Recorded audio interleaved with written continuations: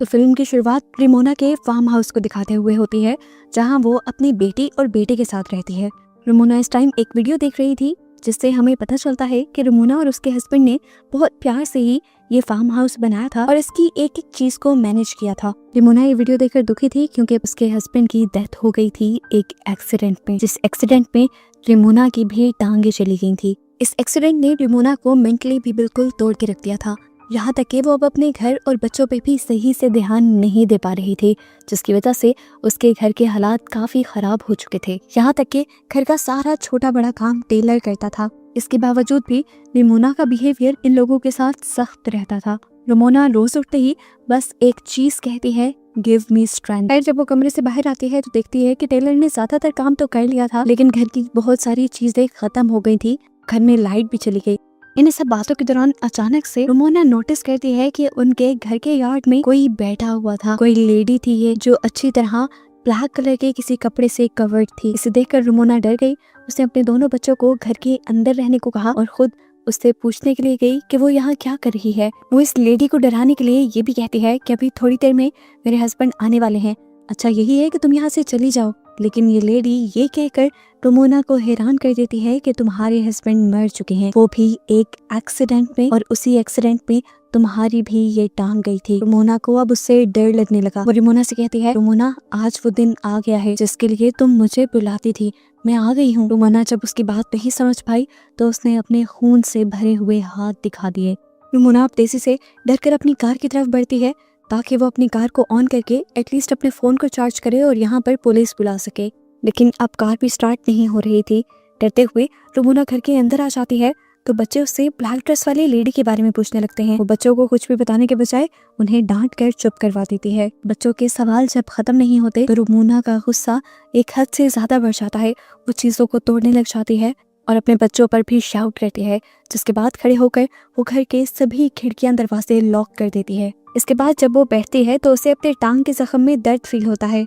वो देखती है कि वहाँ एक स्टिच निकला हुआ था। रेमोना नोटिस करती है कि वो औरत थोड़ा सा इनके घर के करीब हो गई है। ये देखते हुए वो सोचती है कि वो अपने डॉग चार्ली को घर के अंदर ले आए, लेकिन जब वो बाहर गई तो उसने देखा कि उनका डॉग भी वहाँ नहीं था। लेकिन ये बात उसने बच्चों को नहीं बताई। लेकिन अब इस डर ने उसके गुस्से को और भी ज्यादा भड़का दिया था। वो टेलर को भी एक और मर्तबा डांट देती है, यहाँ तक कि वो अपनी बेटी को थप्पड़ भी लगा देती है, क्योंकि वो बार बार आर उल्टा लिख रही थी। रेमोना को एकदम से अपनी गलती का एहसास भी हो जाता है। इतनी बड़ी गलती नहीं थी उसकी बेटी की जितनी उसने सजा दे दी, इसलिए उसने फौरन अपनी बेटी को गले लगा दिया। और जैसे ही उसने शीशे में देखा तो कुछ अजीब हुआ। उसके हाथ में एक चाकू है जो उसने जल्दी से अपनी बेटी के अंदर स्टैब कर दिया। एकदम से वो होश में आई और उसने देखा कि इस टाइम उसकी गोद में एक पिलो था, लेकिन उसने इस पिलो के अंदर चाकू स्टैब किया था। ये उसके पास किस टाइम में आया, उसे किसने पकड़ाया, कुछ याद नहीं। टेलर जब पीछे अपनी मॉम को देखता है तो और भी ज्यादा परेशान हो जाता है। वो जान गया था कि अब उसकी मॉम तो मेंटली स्टेबल नहीं है, तो इस मुश्किल से उसे निकलने के लिए खुद ही कोई रास्ता तलाश करना पड़ेगा। रेमोना अपनी बेटी को लेकर रूम में चली जाती है और वो चुपके से घर से बाहर निकल जाता है। वो गाड़ी के जरिए अपने साथ वाले फार्म हाउस में जाकर वहाँ से मदद लाना चाहता था, लेकिन कार तो पहले भी नहीं चली थी। कुछ देर में रेमोना भी उसे ढूंढते हुए यहाँ पर आ जाती है और उस पर बहुत ज्यादा गुस्सा होती है। तेजी से वो उसे घर के अंदर भी ले आई थी, लेकिन अब टेलर को भी गुस्सा आ गया था, क्योंकि वो जान गया था कि उनका डॉग चार्ली बाहर नहीं है और रेमोना कुछ उनसे छुपा रही है।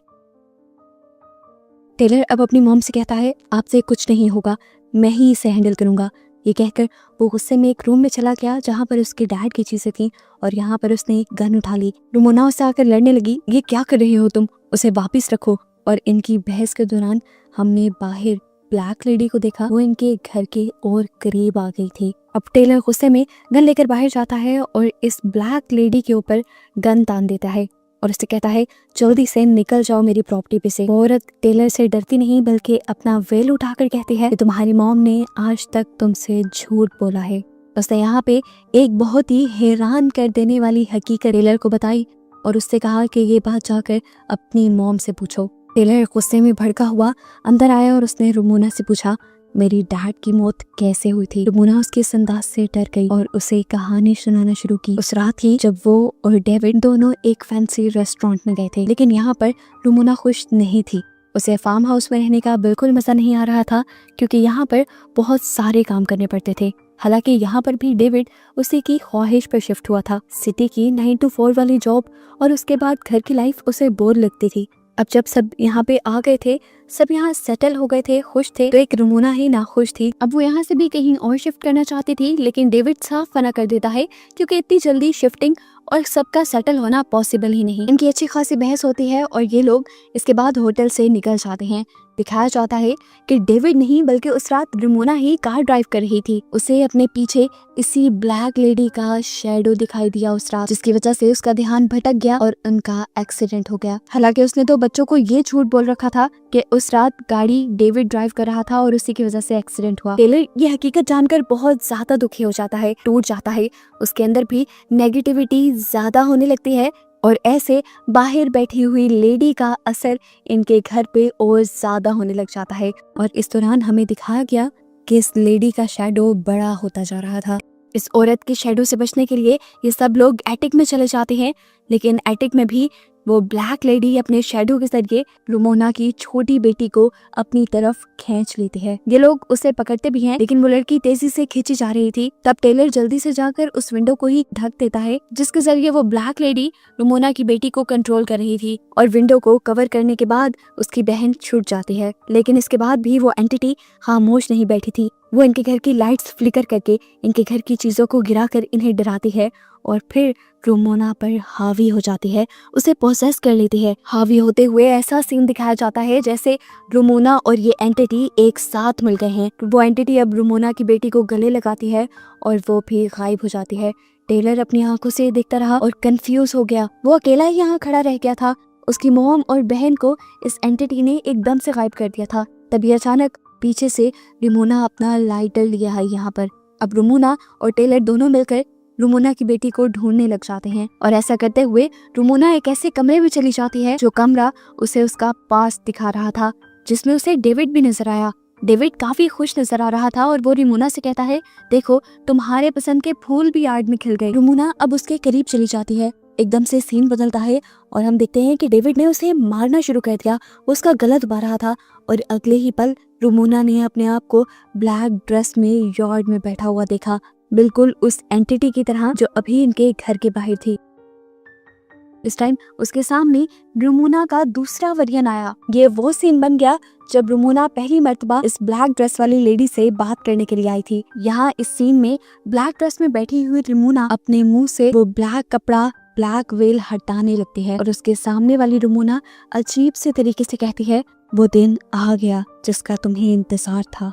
सीन अब यहाँ से कट होता है और रुमोना दोबारा अपने आप को एटिक में देखती है जहाँ उसके दोनों बच्चे मौजूद थे। ये लोग वापस नीचे उतरते हैं तो उसके सामने वो ब्लैक ड्रेस वाली लेडी आ जाती है, जिसे देखकर रुमोना डर जाती है और उसके ऊपर गन तान देते हैं। तो ये लेडी कहती है, मैं खुद से यहाँ नहीं आई, तुमने मुझे बुलाया है। हर सुबह तुम उठ के कहती थी, गिव मी द स्ट्रेंथ। तुम अपने आप को अपनी जिंदगी को खत्म करने के लिए ताकत मांगती थी और अब मैं तुम्हारे पास आ गई हूँ। यहाँ पर रुमोना अब इस लेडी के साथ अकेली रह जाती है। लेडी अब रुमोना को भड़काती है अपने आप को खत्म करने के लिए। वो उसकी गर्दन के ठीक नीचे बंदूक रख देती है और उसे चलाने को फोर्स करने लग जाती है। और अगले सीन में हम रुमोना को सही सलामत उसी रूम से बाहर निकलता हुआ देखते हैं। बच्चे पूछते हैं कि वो औरत कहाँ गई। तो रुमोना कहती है कि अब वो औरत यहाँ पर नहीं आएगी, मैंने उसे भगा दिया है और मैंने अपने अंदर इतनी हिम्मत पैदा कर भी ली है कि अगर वो अगली मर्तबा यहाँ आ भी गई तो मैं उससे लड़ पाऊंगी। ये लोग अब दोबारा घर के अंदर जाने के लिए बढ़ जाते हैं और इसी टाइम पे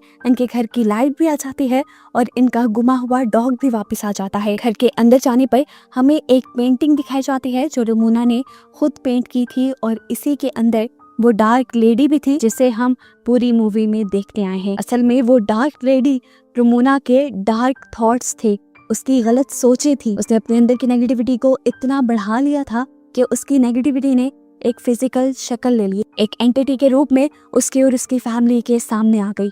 आखिर में जब रुमोना उस कमरे से बाहर निकली तो असल में वो अपनी गलत सोचों से, अपनी नेगेटिविटी से बाहर निकल आई थी, जिसकी वजह से वो एंटिटी भी खत्म हो गई और ये लोग भी सेटल हो गए। और बस इन्हीं को दिखाते हुए ये कहानी यहाँ खत्म हो जाती है।